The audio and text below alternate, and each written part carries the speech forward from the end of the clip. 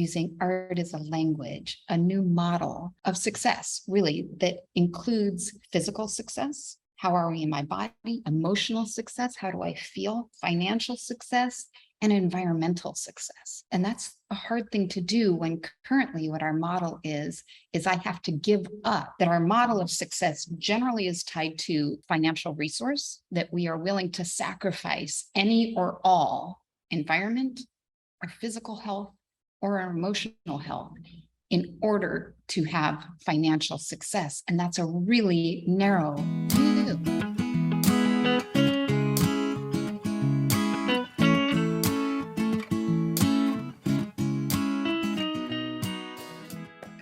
Hello, everybody. We are back with the How to Be Human podcast. We're so lucky today. We have got Sharon DeMattia in the house. Say what's up, Sharon.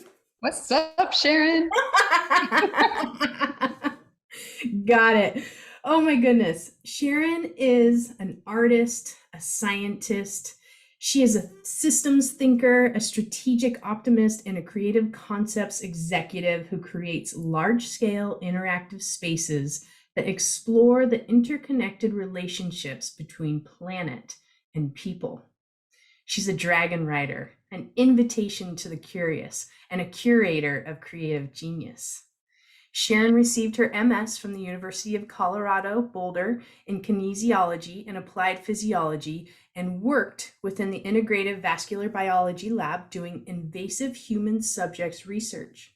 As her understanding of the integrity of query, methodology, and measurement expanded, so too did her understanding of the fragility and limitations of adhering solely to linear processes and prediction models. I'd like to hear more about that. She says, when we only measure, we tend to miss the meaning, thus causing ecosystems to collapse into themselves from lack of relational cohesion. The art within science is found in the relationships between complex systems and the blurred edges of the spaces between what is purely evidence-based.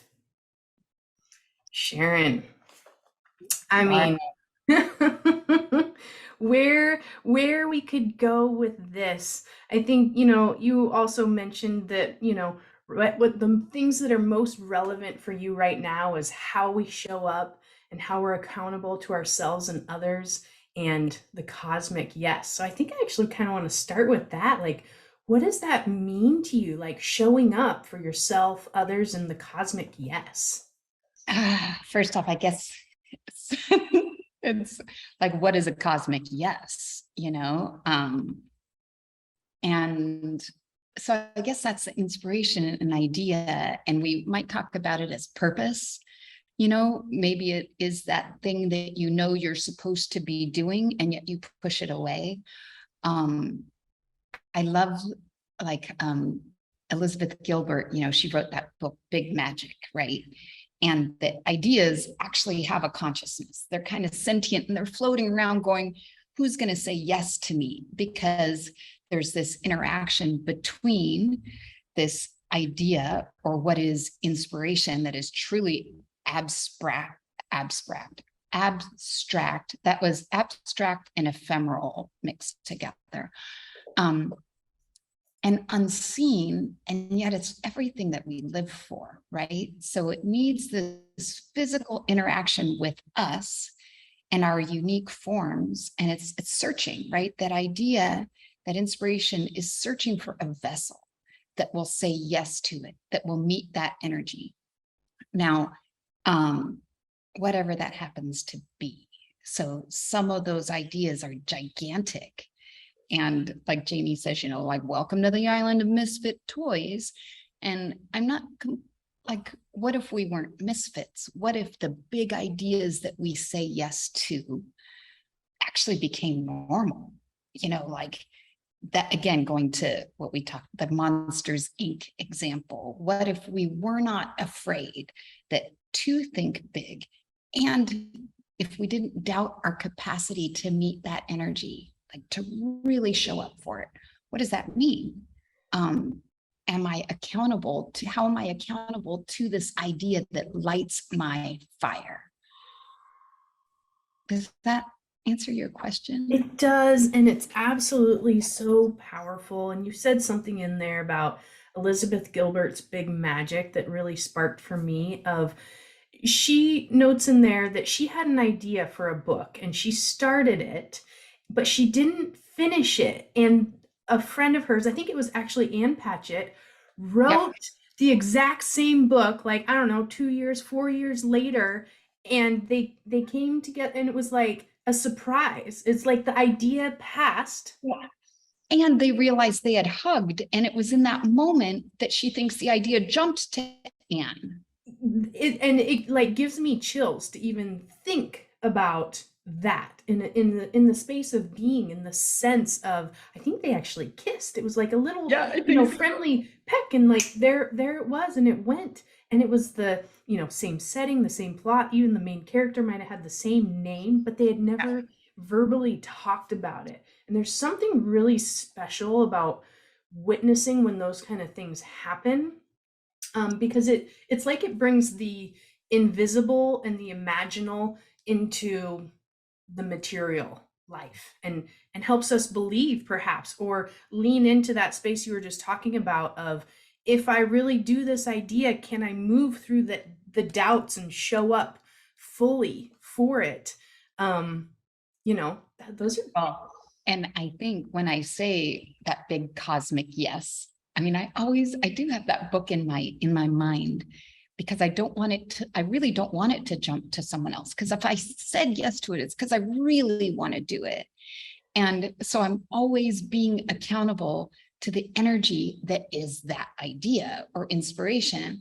And, checking in, almost like in any relationship, going back to what I said, it's this relational cohesion, right? So if I love someone or something, like if I'm in an intimate relationship with anything, whether it be, my plants, I have a friend that is like, he is a plant, and he sits with them and he talks with them.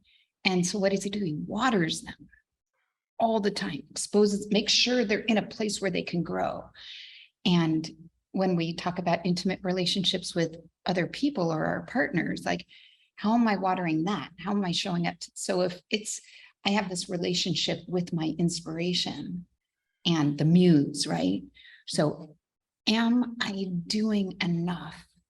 Or is the muse going to go, you know what? I've given you all the chances. I've dropped all the clues and the breadcrumbs, and you keep saying no. And eventually it's like, well, I don't have a choice. I'm going to have to go find another partner, because I want to grow. I am this energy that is love and creation, and I am here to grow. Yeah, it reminds me of kind of the saying of like, you have to keep breaking your heart until it breaks open, kind of thing, of like, that's a really tough thought, to think that the muse would leave, or that relationship of like the breadcrumbs and you just didn't pick them up and it wasn't enough, and like, there's almost that sense of, you have to feel that loss or that missing of the thing you could have made or created had you just done the thing or the steps or the whatever you needed to do, to then go, okay, if this happens again, I am here. I am showing up. This is what I'm doing. This is how much effort I'm putting in. I'm going to be adaptable along the way, if that needs to shift or change, if it needs to go up, if it needs to go down, whatever that is. But that simple piece of accountability in there that you keep saying, the relationship and tuning in, and maybe it's not so much about, I'm going to hike 10 miles every day up the mountain. Like, that's just such a force, but it's that commitment to tuning in and listening and being there and showing up. And what are those ways that we can show up to the muse? Ooh, I mean, we could just keep going on about inspiration and muses. And I think it's a perfect segue actually to talk about your current project. Let's dive into the mother. Like, in your words right now, what is the mother? Well, the mother is where I'm sitting in. It's this 6,000 square foot canvas, right? Space. And that is designed to become a space that guides us into our own reconnection as people and as planet. So it's kind of come from a decade of bouncing around, immersed in the experience of being human, and a dream, the muse, the inspiration that was, how do I wake up a world that is eating itself? And I was standing in a field asking, the universe, God, however you like to explain the ultimate creative force, how do I do this? I'm watching us consume ourselves, each other, and the natural world. How do I wake it up? And the answer that I received was to build with light. And that's where, okay, well, I guess I started to look because I have this research background. So I'm observational. And what are we going to? Did I dare? And it wasn't originally called Mother. It was originally called Current, the energy of now. And it was about this relationship within the temporal plane that is now, and also this flow of energy, which is also a current. But through a process, it turned into calling it Mother. And at that point, I thought, do I dare call it Mother? Will anyone show up? I'm a mother and a grandmother. And so my story has been, I'm cooking, I'm cleaning, I'm working a full-time job, I'm raising the kids, and everyone runs to Dad, who plays with them, who's folding the laundry, pick up, that mothers get labeled in many, many ways that don't really honor what that means to bring life into the world. And if you look at, and expand that from the physical human mother into the greater mother that is our earth, she is just holding space. And we have not been picking up our bathroom towels. We have not been doing our chores in the larger scheme of things. And she's getting tired, and at the end of the day, she's going to kick us out of the house and say, if you can't start showing up and taking care of me, you're no longer children and you're moving into this place of adulthood. And I need you to start being respectful and responsible to the life that holds you. And so it became Mother. And I agreed to that. And that was like, oh, well, okay.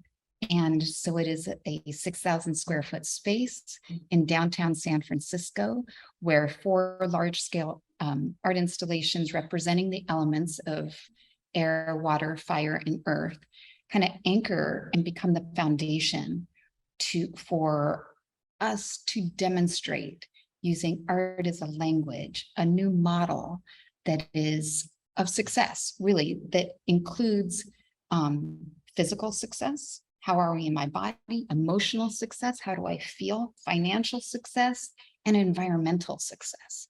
And that's a hard thing to do when currently what our model is I have to give up that our model of success generally is tied to financial resource, and that we are willing to sacrifice any or all environment, our physical health, or our emotional health in order to have financial success. And that's a really narrow view. And yet, as I create this explorative educational space that's going to use play, wonder, awe, all those things, beauty, to kind of reconfigure what we believe about ourselves, each other, and the natural world, and demonstrate that we can have all of those things. We really can. But how do I bridge that gap? And that's what this exhibit is all about, is inviting people into a space and into a new belief that helps us guide us through this really challenging transition that we're in. So much in there, Sharon. My goodness gracious. So it's 6,000 square feet, downtown San Francisco. Mother is an immersive experience of art. It's more than art, right? It's expressions and Well, okay, so going back to that and the narrow view, right? We've decided and agreed that art is something that we hang on a wall and observe. And for me, it's a language. It is the language of connection and the soul. So something that I see our system yearning for is love and connection, intimacy, sacredness. These are all things that we're missing. And it's because we devalued art, right? Like when budgets got tight in our educational systems, we actually got rid of art. We said it didn't matter. What mattered was STEM, not STEAM. And even prior to that, that the idea of what is a starving artist, like you want to strike fear in the heart of a parent, have their 3-year-old child say they want to be an artist. And then the protective parent is like, no, if you're an artist, that means you're going to starve. And the child that is like, oh my God, I don't want to starve. Don't become, and by the way, relationships are all about agreement. The artists have agreed to starve, that by and large, and in fact, part of that agreement is the only way I can make art is through my pain and my starvation. And what if that wasn't true? What is the art that love creates? So this language, it's what was drawn on cave walls. It's the dance around the fire. That's art. That's how we connected and told stories and connected and passed them down generationally. So you remove that and you devalue it and you limit it to, how many people, if you ask, say you're an artist, I'm not an artist. I can't do that. What, you can't speak connection? It is the language. We just need to learn it again.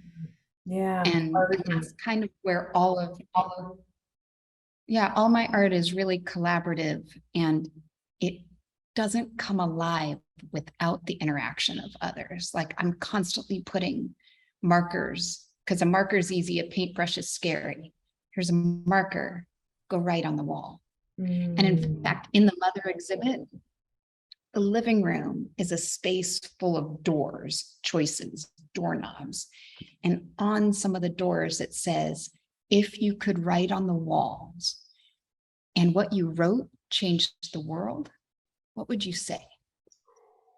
And it's this reclaiming of story, because generally when anyone says, oh, the writing's on the wall, it's always negative. And that's because someone already wrote on the walls and we never like it. So take the pen back. If you don't like it, here's a marker, go, and I've got 6,000 square feet of canvas and you can write on the walls. What would you say?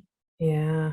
It's interesting too, because like what you're saying here and what I'm gathering is it's so bold in the sentiment of we're taught to clean our own side of the street. And that kind of seems like a very basic first thing. And some people don't even do that, right? Clean up your own backyard, keep your side of the street clean.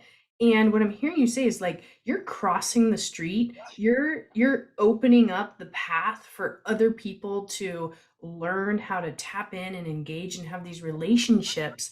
And I really love what you've kind of brought to the table of like, it's in a very open and welcome and like, come see what this is about kind of way, instead of sometimes people can kind of put on a hero hat of like, I need to save you and I need to save the world and save us, so you better learn and figure this out, otherwise we're going down, she's kicking us out kind of thing, Mother Nature. So I'm curious, like how have you found that bridge? Have you had any experiences with people that have gone through your exhibits, moved with your art, of hearing their perspective change or shift Have you gotten to experience that at all? Great question. So all of this is built on a foundation of the first kind of big art, collaborative art piece that is ongoing. And it's called The Art Inside Me, or the AIM Project. And that is a collection of what is now nearly 8,000 anonymous self-portraits of our inner dialogues.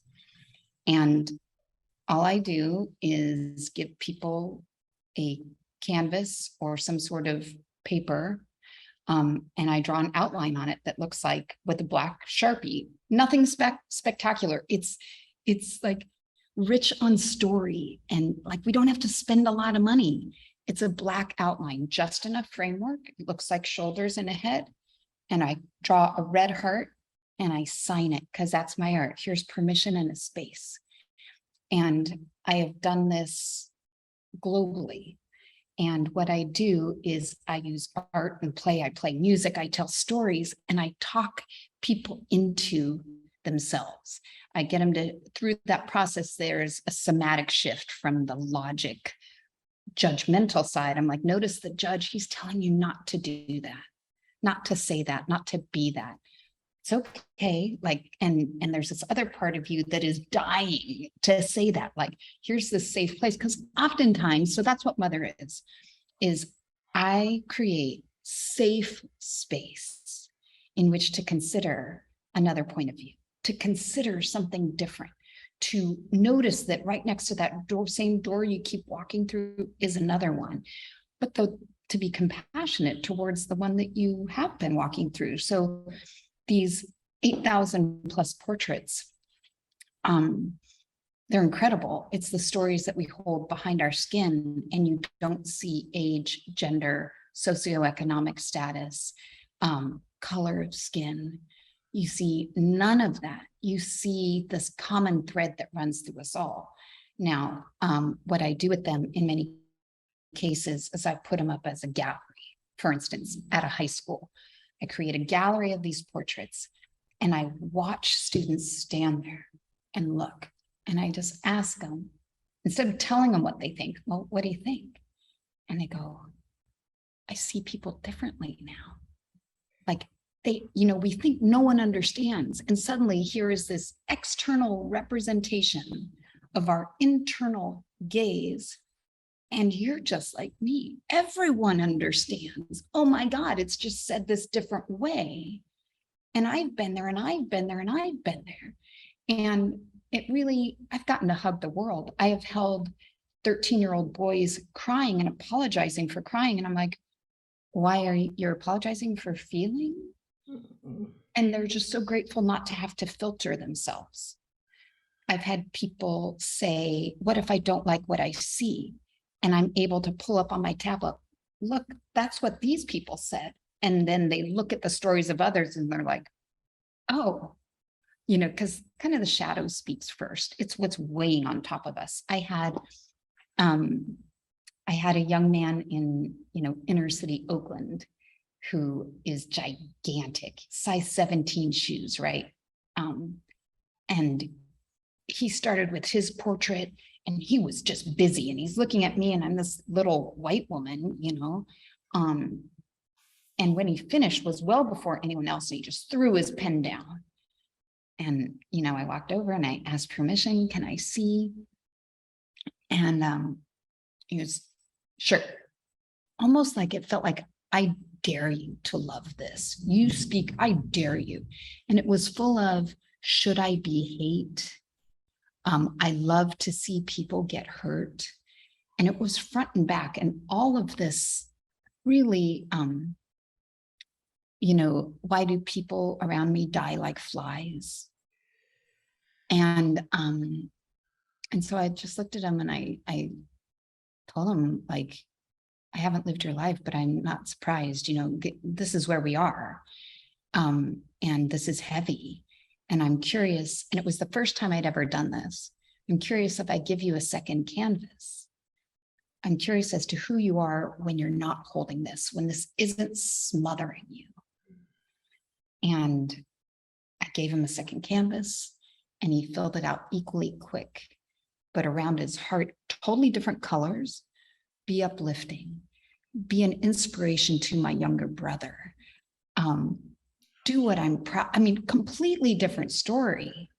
And with those two portraits, I was able to give him a physical example, a concrete example of an abstract concept, right? How do I map the course from where I am to where I want to be? And is it possible? So growth mindsets, right? You first create awareness. Here is where I am. And this understanding that that's not how I have to be tomorrow, but it's a journey. Here's where I'm going. Here's my endpoint. You know, it's like Google Maps, right? Here's where I want to go, but people forget in their lives, they don't even know where they are. You know, like if you were, it's like calling Uber and setting your pickup location somewhere different, right? Yeah.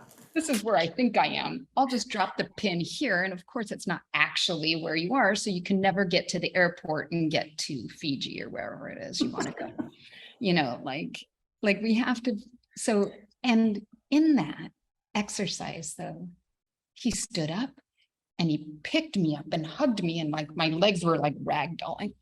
So, like he had a map now. Like, this is okay to be where you are. And when you are presented with a choice, to notice the choice. Now I can say, which choice gets me to this place of uplifting to my younger brother? And then you start to walk through a different door. And of course, once you start walking through different doors, more just keep flying open. And so that's a long answer to your question of how did I get here? I have all of those portraits healed me, people that have sobbed in my arms in joy and relief. We don't need to be fixed. We just need to be heard. Oh, yeah. And when we are not heard, those voices start to scream louder. When we are told we're not allowed to be angry, when our system values only the emotions that are light and easy, right? But jealousy and anger are super powerful, and they also have a voice.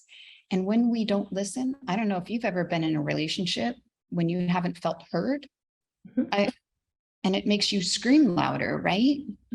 It might make you punch a wall. It might make you start a war. Yeah. So in listening to them, well, what is it? Okay, jealousy, what is it that you think you don't have? Come tell me. What is it? What is this thing? Why does this bother you so much, anger? And it's always going to lead us to ourselves, to a belief that we have about ourselves that may or may not be true. Oh, wow, that came from there. Well, that is ridiculous. That's not even true. It's beautiful that these practices, the art, drawing, can help somebody see that and feel it somatically, and it literally transformed right in front of your eyes. And yeah, immediately. I mean, it's you know, for some of the things that people do to try to transform, like it could be, it's just as simple as witnessing and listening to yourself through different modalities and forms, whether that's writing and drawing or some practice. You said something, Sharon, about the mother that really kind of sparked in me. It was something about to let you know that when you walk through that door, there's going to be another door. And I love the sentiment behind that, and that sense of safety that mother to me really brings, of like, you're held, and you're going to be held again. I got you. Yeah. And it's really different than, you got to leap, you got to take the jump. Who knows what's down that cliff or canyon, you know, like, there's another door. Once you walk through that door, there will be another door for you. There's something that you said about the mother, mother, that I wanted to read out loud so that you could hear the words again and just share with us if anything comes up. So you say, mother is a safe space to speak, to listen, to play, and to heal the illusion of our separateness. Welcome home. We are building right now. Mother is always open, and you are invited to join us. This is just the beginning. We are the new ancestors, and the future of the world is in our hands. What will we create together? It does give me chills with it. Um, yeah, that's how I feel. That's my questions, and my belief, and what I'm accountable to all the time. When I go to bed at night, and I say my prayers from a different place, not of obligation to a religion anymore, but as morning and night, I pray for the courage to show up to this energy that, and the courage to be myself in it, that it's always asking me to. And at one point, like with this, I thought, wow, God, I've got 6,000 square feet of canvas this time. Oh my gosh. And the idea is, oh, that must have been easy. No, like creating this, I'm looking at, wow, we have just enough money to get this light.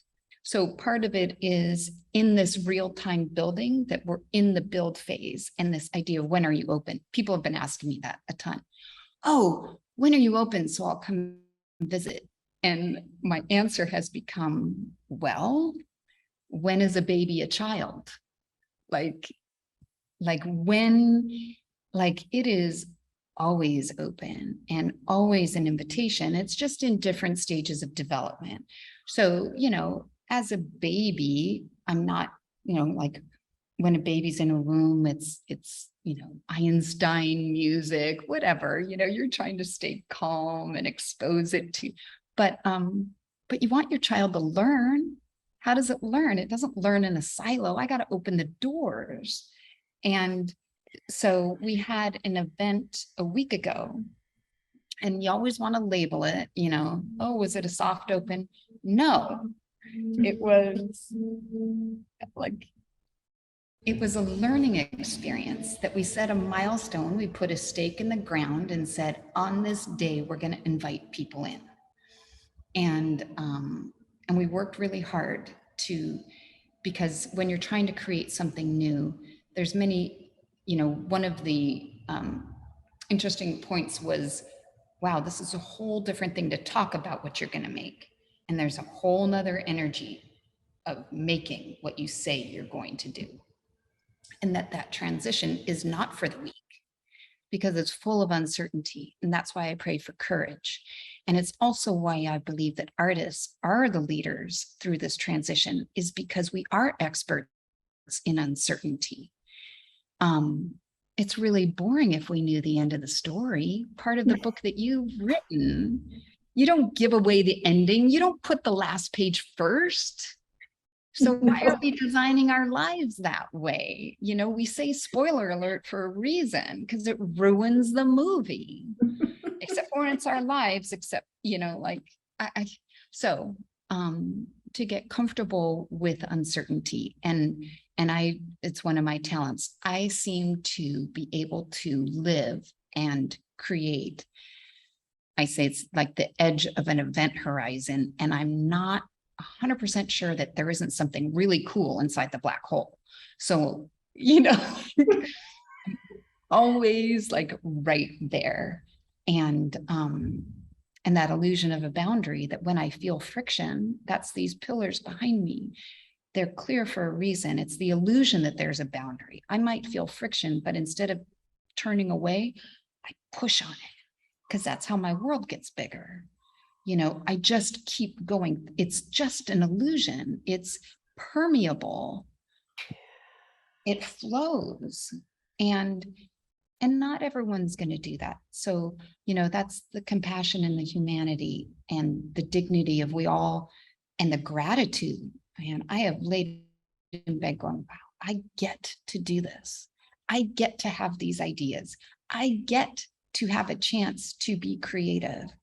I get to talk to someone like you. So we opened the space, and it wasn't ready. This is something I'm constantly like it's 20%. And then it's 20% of 20%. Like we got to open the space so that we can learn from, because spaces for me breathe. Spaces are alive. It is, you got to listen, so how do you find the harmony of any song? Why are the Grateful Dead so incredible? And, the idea of a jam session, and why can they play for 45 minutes, one song, they're listening to each other. They know when to come in, they know when not to, they can hear the harmony. And there's a harmony in everything, and a balance of flavors if you're eating, and yet, yeah, so how we are all these instruments of communication. So, and it makes up this grander symphony. Cezanne says that art is a symphony that runs parallel to nature. How do I listen to a tree? So you have to open the doors. It doesn't have to be done to open. Open the door and know there's going to be another one. As people come through, we listen. And it's like, oh, I thought I was going to put that there, and now I'm not. I'm going to put it here. And this is how it needs to flow. And then we even had one woman come through, and we had just had some musical instruments, and she started playing them, and she interacted with different artists through her way. And 29-year-old Black woman who I sat with on the couch drinking tea at the end of the night. And she told me how earlier in the evening she was on her way to end her life. And that her friends saw her and said, come on, we're going to go for a walk. And that as they were walking, one of her friends saw the light of our open door, and they walked into the space, and they sat down, and they were greeted by these doors, and they went on a little journey and talked to all the different artists that are in alignment with this vision and creating these collaborative experiences. She painted on a canvas, she played music. And by the end, where she was drinking tea with me, she was crying. She goes, I've never cried so much in my life. I was taught I couldn't feel. I'm tired of having big ideas and told to be quiet. I'm tired of not being seen, but I came in here and I feel seen. I feel heard. I feel loved. And I do not want to end my life anymore. I just want to come here more. And so we text, how you doing? Come on in. We're going to be in the space. What do you want to do? I go, you can come whenever you want. I might put you to work, but. That's so beautiful. My goodness, it gave me the chills. Isn't that success? I mean, you're doing the thing, Sharon. You are doing the thing. You are creating with your cosmic yes and the people around you.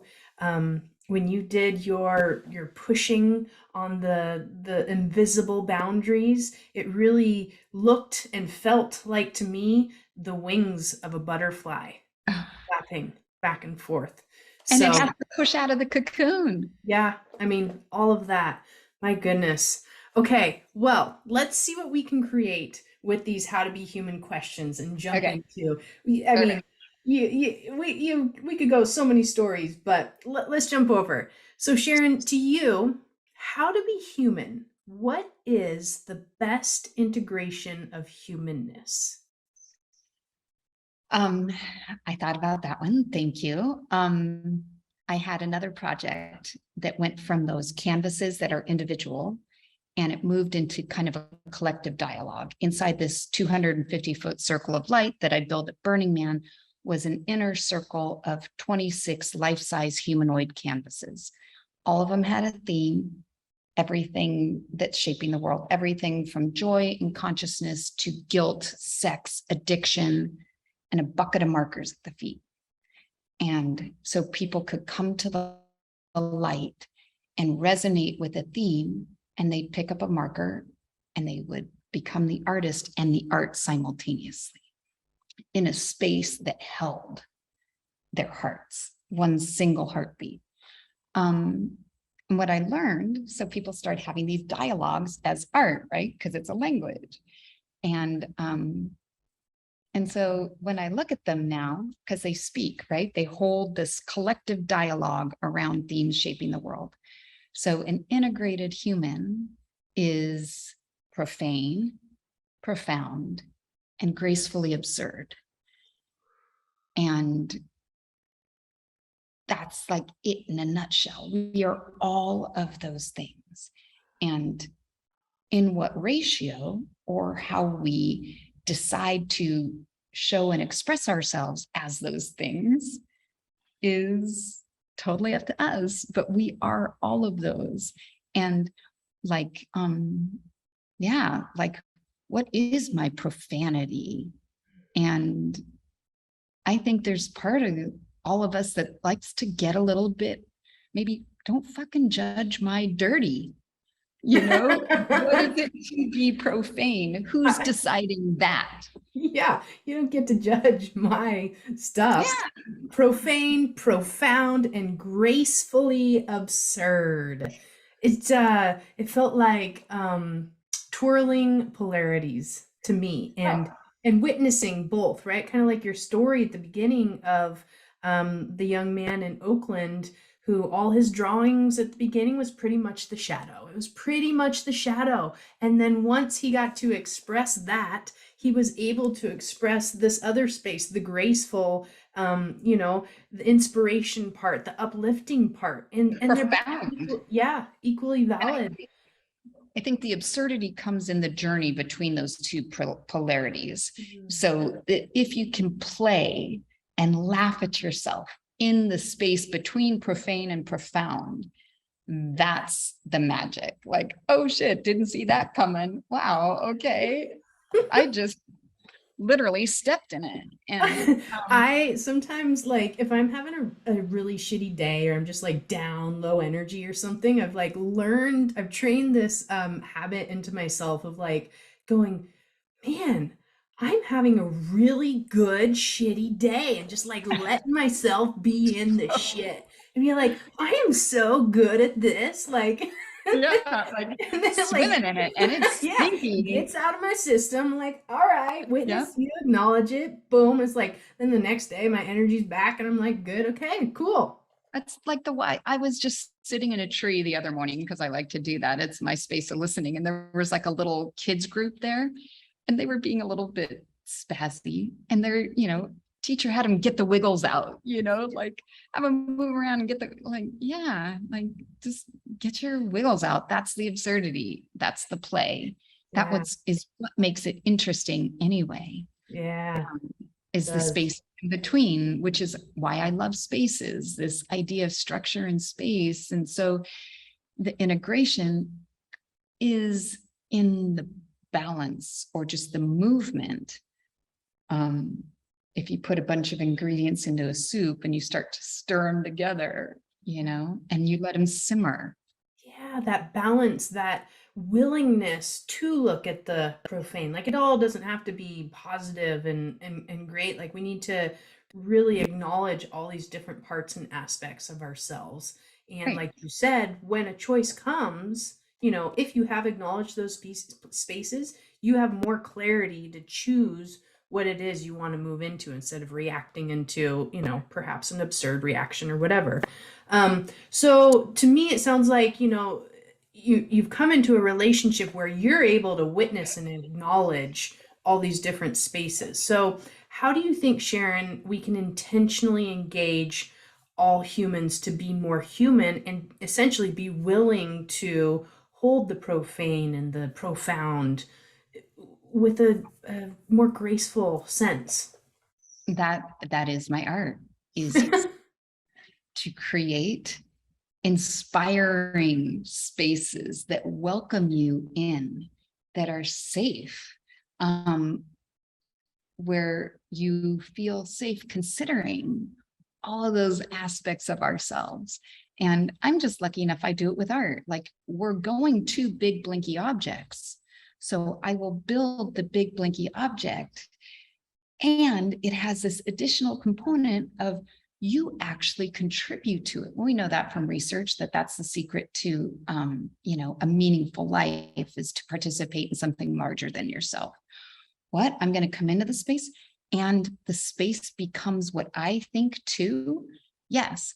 And I can say anything I want, of course. But keep in mind, our guidelines are, it's going to change the world. So what are you going to say? And how are we going to do this together? How do we explore these artistic experiences? Like, I think about, so we're going to offer different educational experiences, artistic led. So imagine, what is the value to an executive to shape a bowl of clay? You have a dynamic environment, the wheel is spinning, and you have a lump of clay. And you have to find the balance between structure and space, form and function, the masculine and the feminine, right? So you get to, and you'll walk away with a bowl that every time you eat out of it, you're going to be going, wow, I'm glad I left this space. And yet we've designed systems that are all structure, no space. And every time we have space, we close it as quickly as we can. And what's the utility then? A rock can't hold anything, but a mug can. Space. Okay. So yeah, that's it, is intentionally engage human through embodied experiences in a place that is safe, that allows them to consider a different point of view. Yeah. Yeah. Okay, Sharon, what do you think are the best examples of being human? Who and what do their practices look like? So when I thought about this, and I'm like, what does it mean to be human? Because again, it's profane, profound, and gracefully absurd, right? Is there such thing as a perfect human? And what is that example of a perfect human? And who embodies that? So, like, what is dignity and compassion? And who is it that inspires and is, what do we value? So I suppose when I look at,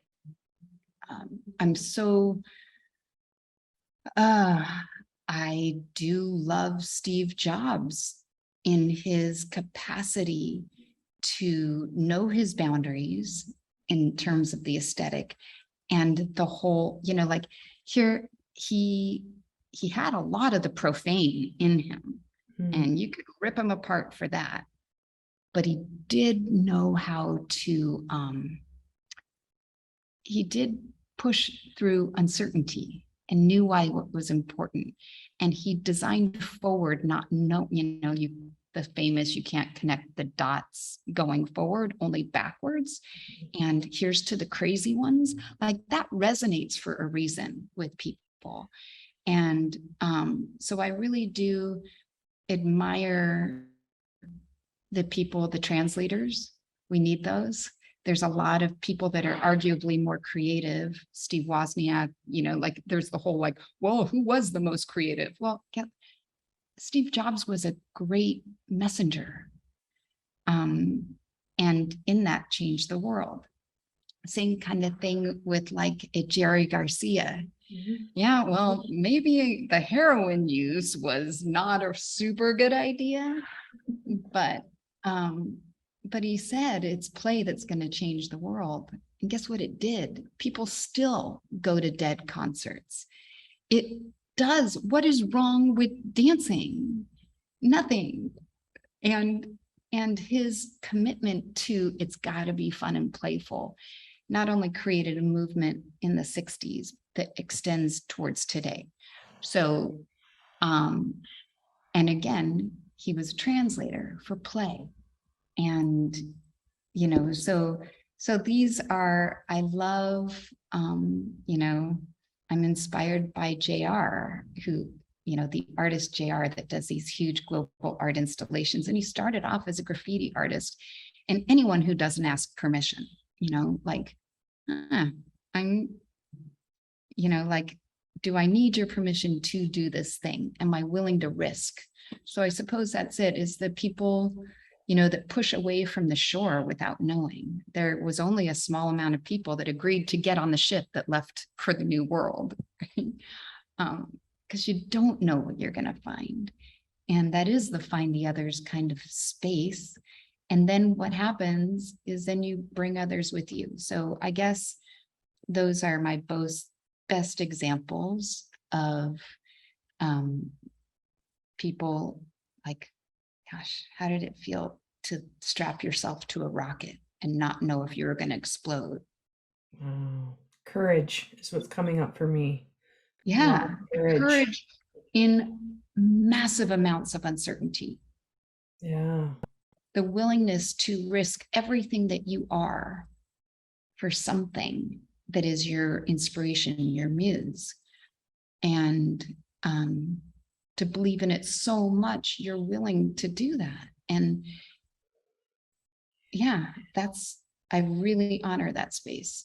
Yeah, and I'd get curious almost too of like the empathy aspect of like what was it really like inside of them?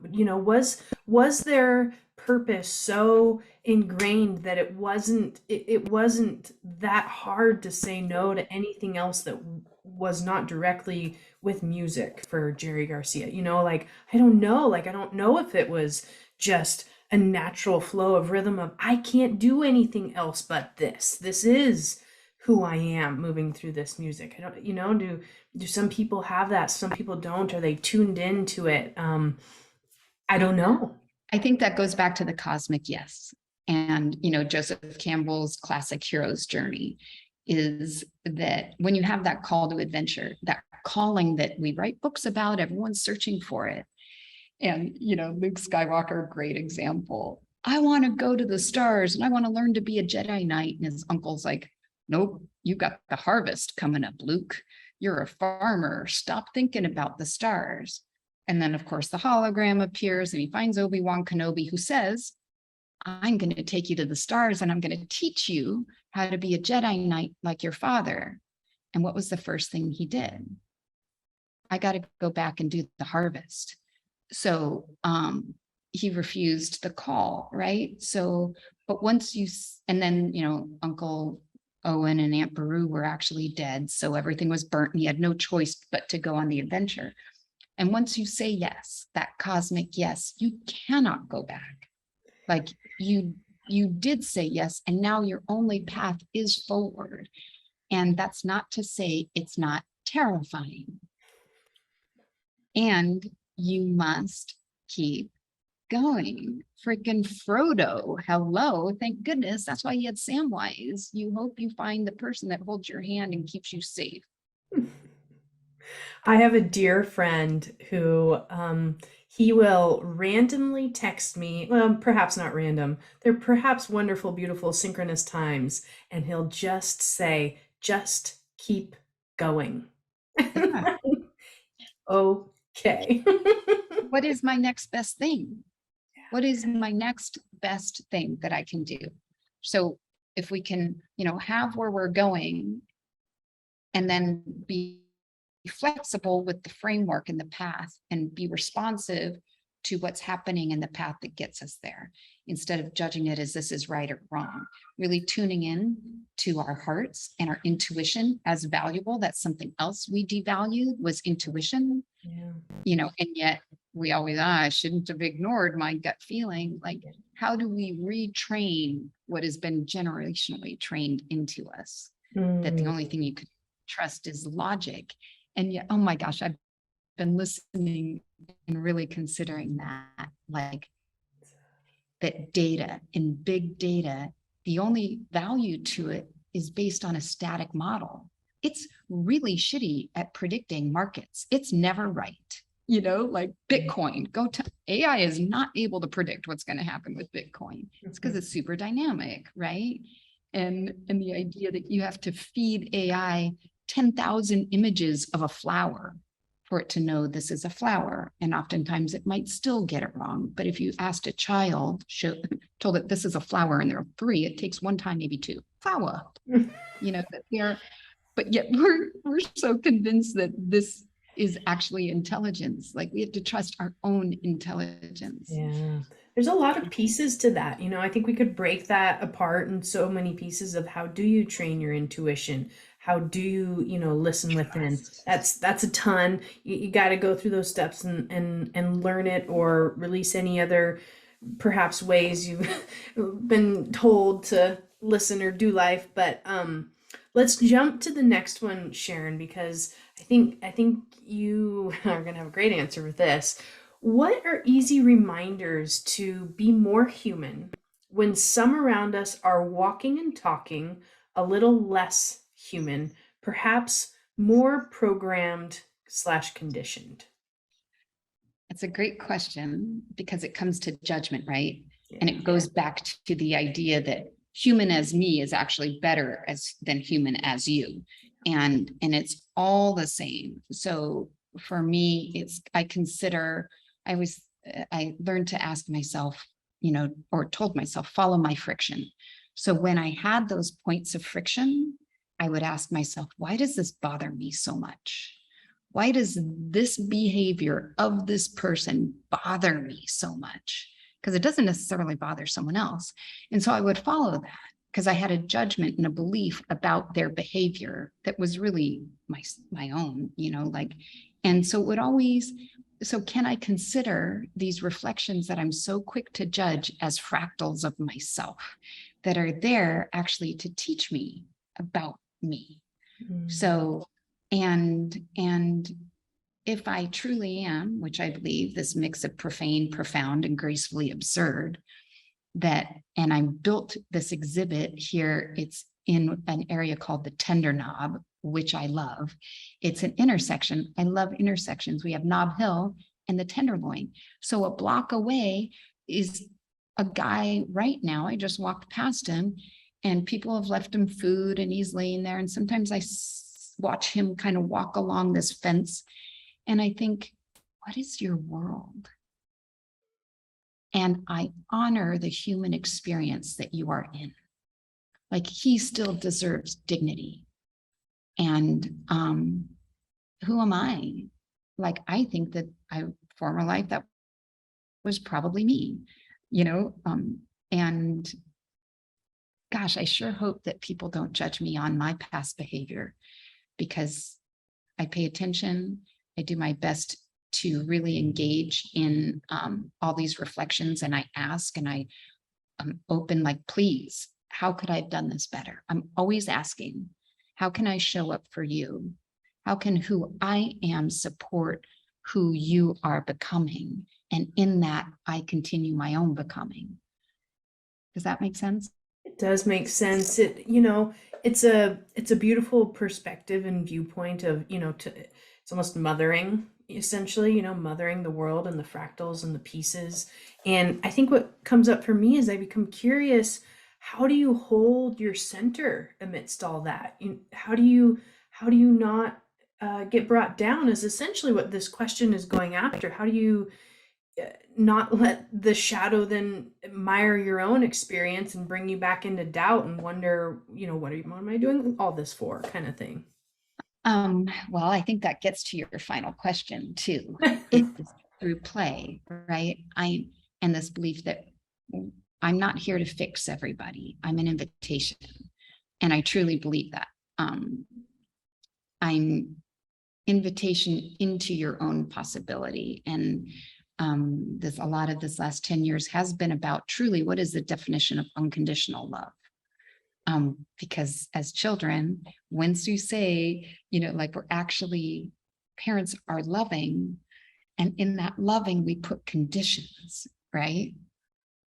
And so the child, although those conditions are generally to protect the child thinks that in order to have love, I have to be this. I got to be a teacher or a doctor, not an artist. And so we become that which we are not. And so, yeah, how do I hold that space? Practice. That is a daily practice. That's the journey of and finding I like one of my favorite quotes is Archimedes' quote of, give me a lever long enough and a fulcrum upon which to place it, and I shall move the world. And I've always loved that quote. And at one point I came to like this, that, oh, I know what that is. It's a teeter-totter. And it's a fulcrum and a lever, right? And it's play, but it's only fun. We talk about balance and equilibrium, and that's dynamic. Teeter-totter is not fun if it's actually balanced, right? It's kind of boring. But the balance and the equilibrium is in the movements of the highs and the lows, which is the sinusoidal waveforms, which is the vibrations that create anything. So if I can play in all of that, that's how I remain centered. So I'm not here to you. Yeah, you don't like treating. I need to honor the experience that you're in. It's like what's coming up for me is like treating the challenge. If somebody's being down or whatever, trying to bring you down, treating the challenge as an invitation to get curious and play, like is the simplest way that I can kind of put it. And you said you've practiced leaning into your friction for I don't know how many years, probably a long time, to be able to be like, just really the last decade. Okay, about 10 years. That's a good amount of time. Not a 30-day fix. So yeah, you're living. I don't turn away from it. I get closer to it. And I ask myself, why does this bother me? So much? And then I can be aware that I'm setting this boundary not as a limit to my growth, but I did have to learn that too, is once I figure out what my actual real boundaries are. Now I can honor you, and this line you do not cross. You can be there, but for my own health, my success as physical, emotional, financial, and environmental, I've examined that friction, and from that examination, here's my boundary. I like that. But I always consider I might be wrong. There is great freedom in knowing that I'm wrong about it all. So I'm always like, that's what I tell my kids, like, dude, like when you know everything, that's super boring. Like the freedom, and yet we want to know, but we don't know. I could be wrong about every single thing that I've told you, and I'm okay with that. It's just what I think. But you're playing and having fun, and you're kind and you're compassionate. I mean, those are kind of the vital pieces, I would say. I kind of live in well, if Well, and that's what this exhibit is it's an invitation to participate at all the levels. And so I'm super grateful for this community of creatives, of which, like, I invite, I spoke and you invited and we said yes, and now here we are. And how do we create and grow together with this shared vision and these different paintbrushes? Yeah. I'm sorry, is that really loud? We're building downstairs. Nope, can't hear it at all. We're good. But we will jump to the next question. Okay, so I think you might have some feelers on this one. How do we reconcile where we are with where we want to be with grace and ease?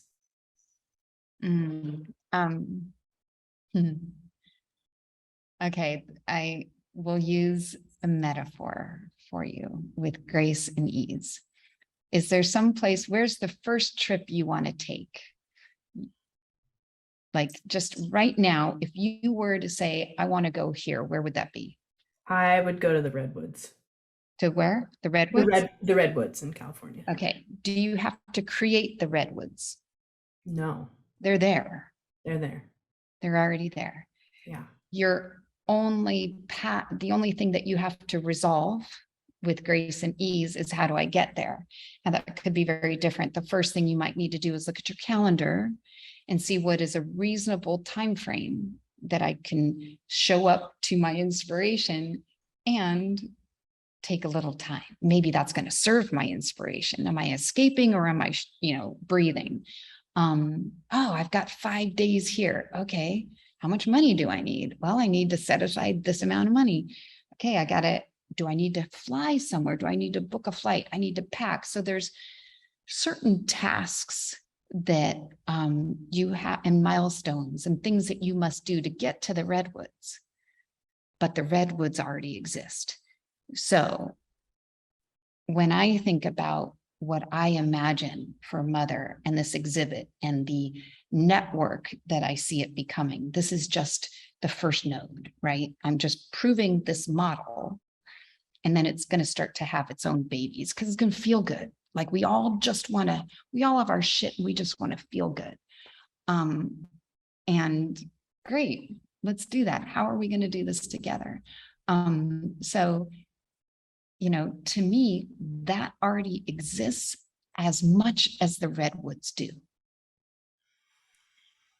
It's not something I have to create any more than you need to create the redwoods. But there are things that I have to do to get there. And I can't just go done. I'm not that good at magic.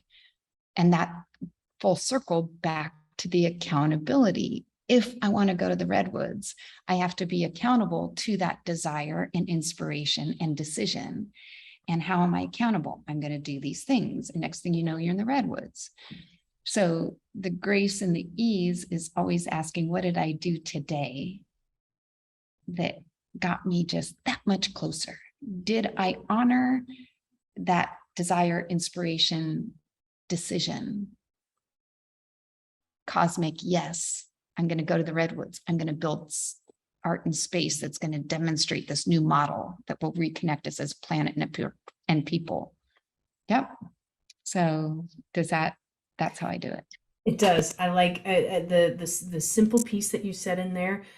It already exists. You don't have to create it. It's just about staying accountable to those steps along the way. And then you're there. You're in the redwoods, the creation, whatever that is. We want it fast, and sometimes it happens slow. And when is it done? Back to when is it open? It's just, I don't know, but like play and have a good time along the way.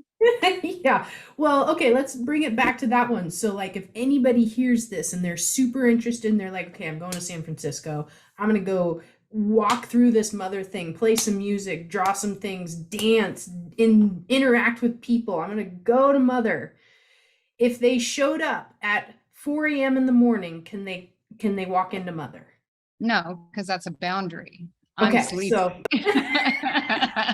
what's our time frame? Well, actually, and that's not completely true, because they could show up at 4 a.m. online. So here's the invitation as it grows. Like you can go to themotherexhibit.com. We are inviting all kinds of interactions, whether it be, from artists, creatives, executives, financial support. We're building this in real time. We didn't go get the funding and then start building. We're like, come help us out. You can donate, subscribe, send an email, and you can do that at any time of the day. If you want to tour, engage, arrive, I would like to learn more. Send me an email. I will answer. If you're in San Francisco, I will meet you there and unlock the doors. Up until the time that we're developed enough that I can just say from 12 to 7, we're open to the public, which is what's going to happen by October. Okay. And available for, private rentals and all kinds of things. So, but we're always testing and prototyping and inviting, because the way that we create a world that we all want to live in is by participating, not observing the art, but becoming it. So please send me, it's open, that's open 24 hours a day. So this is a living invitation. You can go to themotherexhibit.com.org. .com and visit anytime there. You can go to San Francisco and be a part of the process of it Totally. coming together. And if you want to go in October, it will have perhaps some hours of operation, perhaps. Yeah. I mean, like, we are moving forward according to the resources that are available to us, Perfect. which is a great way to build because it's not extractive. Yeah. It's the pace of things in balance. So yeah. Well, I can't wait to see what comes about from Well, people. you're gonna come. I am. It already exists. I am already there. You're I just already need there. to stay accountable to my calendar and finances and get my partner on board. And we will be there in October. We will be a part of the exhibit actually that is right behind you. And I will be displaying my new fictional book. I'm super excited for that. And that's why we built it. We built it for the people, for everybody, as a place for you to express yourself in a way that is safe and free and fun. The mother Totally. has arms around you. When you walk through that door, there will be another one. You are safe. You are held. Sharon, you are creating this space.